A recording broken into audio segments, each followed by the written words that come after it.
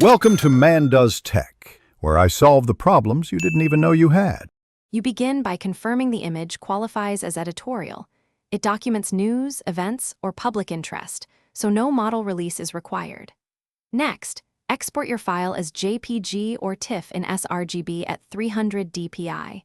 Make the long edge at least 4,000 pixels for best quality. Once done, sign into your Shutterstock contributor account and click Upload to start the transfer. This gets you into the submission workflow quickly and ensures your file meets platform requirements before you proceed. Now you add metadata that lets buyers find your photo. Write a concise caption answering who, what, where, when, and why. This explains the editorial context. Then add 8 to 12 targeted keywords, including proper names, locations, and event labels so search relevance increases.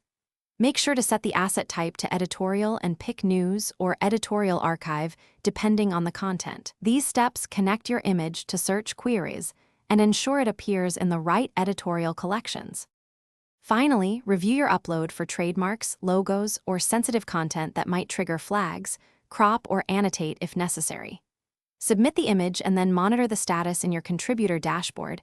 It will show pending review, then approved or rejected with notes. If the file is rejected, read the reviewer comments carefully. Often it's metadata, minor image quality, or editorial classification. Fix the specific issue. Update the captions /keywords or image, and resubmit promptly to get it reconsidered.